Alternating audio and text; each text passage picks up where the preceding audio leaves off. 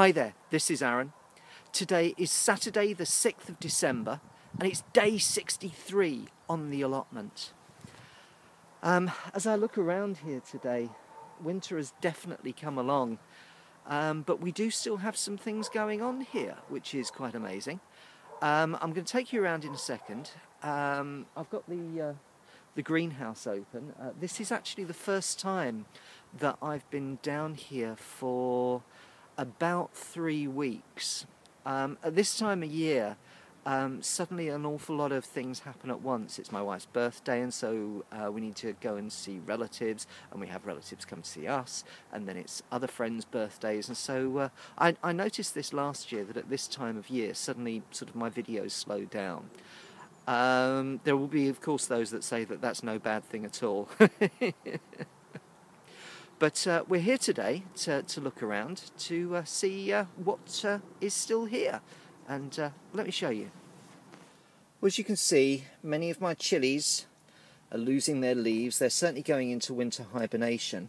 It's quite amazing, actually, because this greenhouse, I mean, it's not heated. And I've seen on the thermometer that it's getting down to about -3 at night, which isn't quite hard frost, but certainly not far away from it. And the chilli plants are definitely sort of hibernating. But it's actually also getting up to 30, and the top it got to was 37 in the last 3 weeks. So this really does keep the heat. And it's entirely possible that if I could keep the chillies in here, that they might survive through until the next year. Now, something else, some of them have actually ripened. You can see that one, there's a small Scotch bonnet, there's another one next to it that hasn't, but there again, over here, there's a lot that have ripened, including an absolutely huge Scotch bonnet. Now, if that did ripen, I think that would be the absolute bomb. Which, as some of you may have picked up, the reason I grow these is because I love really, really hot chilies. But there's quite a few here. On all of the plants, look, more chilies. And at the back there, even more chilies. Over in this corner, which is, the one that the wind most hits, not doing quite so well, but there's even chilies here. And there's even chilies here. I'm really starting to think, if there could be a way for me to get everything through to next season. I do have some plans as to what to do with this greenhouse to sort of make it a little bit warmer in winter, and so that there's more airflow in summer. But, if left to its own devices, it can do its job. So there might be some hope here. We'll just have to see. Well, you can see I've taken all of the chilies off. I have taken some of them that are not quite ripe, but the big ones, because I don't know what's going to happen if I leave it here. And I think this one might have a bit of a punch anyway. But I've taken them off, and you can see I've filled an entire egg box with chilies in December. In the last video, I was looking at my brassicas in here and saying that things were not quite what I thought they were. I think we can safely say now that we have an identification that this one up here, and many thanks to Chris Musel, who absolutely got this correct, this is purple sprouting broccoli. That might actually be a cabbage, because it looks as if it's starting to get ahead. We'll see what happens there. We've got another purple sprouting broccoli there, and that is actually a cabbage there. So mystery solved on these, and they're not doing badly at all.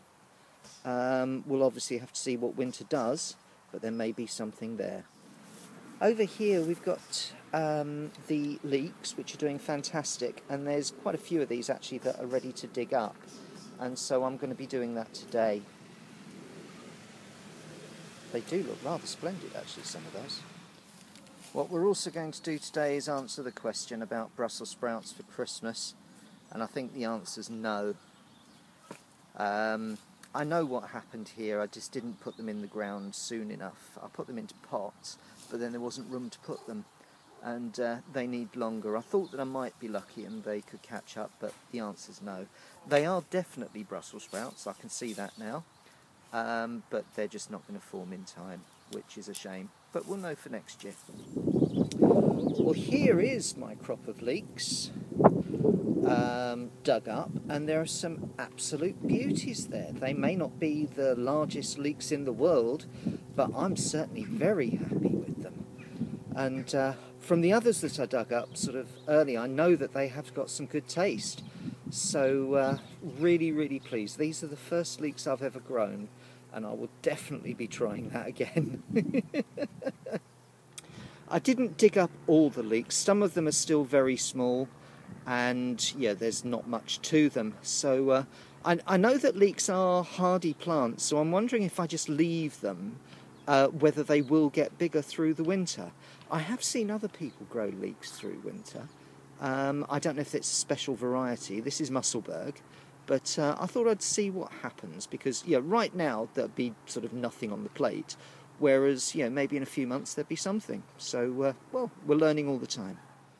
Now, one of the other things that I tried to do this year was to grow some Golden Wonder potatoes, because they are the best for roasting. And what I wanted to do was grow enough Golden Wonder potatoes so that we could have some good, perfect roast potatoes for Christmas. And obviously Christmas is a couple of weeks ago now. There are 4 bags of the Golden Wonder that I've been holding back, and I've seen that sort of Brendan just waits, cuts the tops off, which is what I did a few months ago now, and just sort of lets them sit until he's ready to do the reveal. Now, I am, of course, nowhere near as good as Brendan, but we're going to try and see if you can inspire me to get some roast potatoes, some Golden Wonder roast potatoes on the plate for Christmas. This is the first. Let's see what happens. I've just emptied out the first of the bags. I can see 1 potato. These, all of them, were actually done in compost, and were earthed up with a mixture of compost and leaf mould. So in theory these should be the best ones. So let's see what happens. Well, here is the reveal from the first bag. And I have to say, I am so happy. There are, if I sort of zoom in a little bit with you, I mean, there are some good sized ones. That's by no means the biggest. Here's one that's a bit bigger, and that sits nicely in my hand. I mean, they are definitely roast potato sized, and there's so many of them. It's so great. This is from 1 bag. There were 4 seed potatoes in here. I suspect that's the biggest haul that I've had from 1 bag this year, and that's probably enough for certainly most of the family. So we'll see what we get from the other bags. I'm so happy. This is bag number 2. So let's see what we get from this one. Brendan, wish me luck. And here is the reveal from bag number 2. I don't think it's quite as good as the other one, but it's certainly very, very respectable. I've got some more big ones in there, so very, very happy again. There's certainly enough for the family now for Christmas Day. I'm going to do the other bags because I want something for Boxing Day and the rest of the holiday as well. So on we go. Well, this is bag 3 that I've just emptied out. It actually had more of a coating of frost on it than the others, so I don't know what that means. I can already see that there are some big potatoes in there. I mean, this has really been a masterclass from sort of existing gardeners. I mean, people like Brendan, people like Dan, people like Andy, who have really sort of shown me the way to do this, and the results are leaving me very, very happy. So guys, thank you very, very much for all of your help this year. This is absolutely brilliant. And here's the reveal from bag number 3. They're all Golden Wonder, remember, and so they don't grow very big and you don't get very many of them, but I am over the moon with how big they are and how many are in there. I think it's about the same as the last bag, not as many as the first bag, but they just keep coming. It's fantastic. Well, this is my one remaining bag of Golden Wonder potatoes, but I have so many from the other 3 bags, I actually don't need to empty this, and I am interested to see how long they will store and whether they will store into the new year. So I'm going to leave this one because we've got plenty for Christmas, and that makes me happy. Well, as you can see, I'm a bit muddy from playing in the dirt there and getting all those wonderful potatoes. I'm really, really pleased. The other thing is that really it's because something is happening, and these are actually my last days on this allotment. I was in 2 minds about what to do, and I thought that everything had made its mind up for me, which is why I thought I was going to move along to another larger allotment here. But you see, where this plot is quite a way away from where I live, and there is another plot, and a plot has become available there. Well, let me show you and you'll see what I mean. And this is what I'm talking about. This plot is 3 times the size of the plot that I've been working on. Now you see here, sorry if this jolts a little bit, I don't actually have my tripod with me. Here there was some rhubarb that has died back, bit of digging to do, few weeds to pull. This site is actually 100 years old, and people have been growing here before that, so the ground is very, very fertile. It's been worked by generations of people that know what they're doing. Coming along here, this is actually a ready-made strawberry bed. Now you can see the number of strawberries that I grew this year. I mean, this is far in excess of that, so I don't actually know the variety, but it gets me off to a wonderful start. Yeah, more weeding to be pulled here. Moving down here, I don't actually know what this is, and I'm just going to pull it, I think. It's difficult to say. It could be sort of brassicas that have bolted. It could be, well, I'm not sure what it is, but at any rate, it's very, very nice ground to be growing in. Here, this I recognise as comfrey, which is brilliant because that means I can make my own fertiliser and comfrey tea. So I spent quite a lot of money on fertiliser at the beginning of this year, and if I can make it, that really does save a huge expense. Here, more ground that you can see has been recently dug, a few weeds growing, a few feathers, so there's been an ex-pigeon around here somewhere. More ground. Now moving down here, these are currant bushes. Now I don't know, what's a red currant, what's a white currant, what's a black currant, or even if we have got all 3, but plenty of currants. We've also got some raspberries. Now these look to be the thornless variety. Yeah, there's not that many thorns here. There's 1 raspberry left, so I know it is a raspberry. Now I think the fact that there is 1 raspberry left, that means that these are primer canes. So that means that I need to cut these down so that next year's fruit can grow. More fruit bushes. This has actually got quite an extensive set of spines and spikes on it. I think that means it's a gooseberry. I might be wrong here, but I think that could mean that it's a gooseberry. But yeah, there's some grass here as well. This has obviously been a little bit neglected. But there's more and more and more raspberries. So plenty of raspberries here. for me to chop down so that they'll grow back next year, and I can see where they've been chopped back in previous years, not to the ground but almost, so I think I'm right that they are primer canes. Another fantastic growing area here, and the previous owner has very nicely left a pallet and some chicken wire for me to dry things on, things like onions come summer. Now this is what I absolutely love, because I have a shed. I've never had a shed before. Now the allotment came with this beautiful bench. Well, okay, it might not look much to you, but I've never had a proper bench, and to me that looks lovely.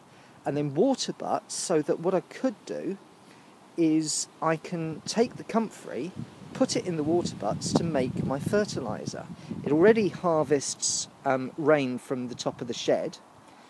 Then down by the side there's an area for all the canes with another pallet, and yeah, some wood and some hazel it looks like, and some bamboo canes, so plenty there.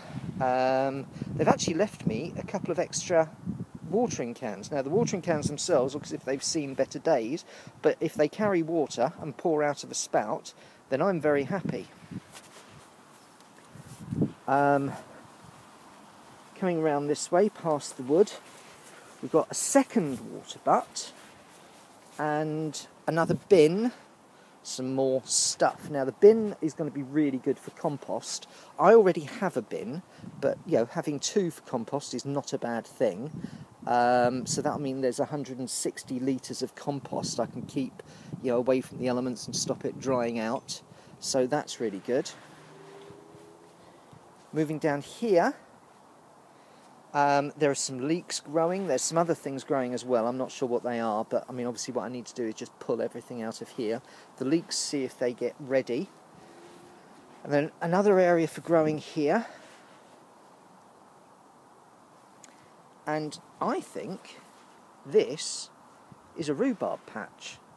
Now I know that Mr. Nocton likes growing rhubarb, and increasingly myself and Mr. Nocton find ourselves liking very much the same things with whiskey and wine and real ale.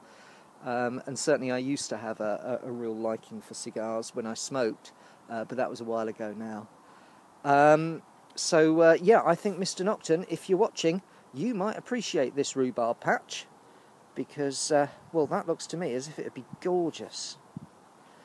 And then over here, I mean, this has been a dumping ground. Yeah, there's couch grass and there's bindweed, and all this needs to be burned. And I've brought an incinerator up with me to get going on that. There's nettles growing, but I mean, nettles can be made into nettle tea. But in there, there's also some compost bins. So as I clear and burn all of the perennials off and turn them into ash, to put on what will be my brassica bed for next year, I'll gradually clear this, and so that I can get at the compost bins. But then, and this is what really makes it worthwhile, if I turn the camera up, this is the view.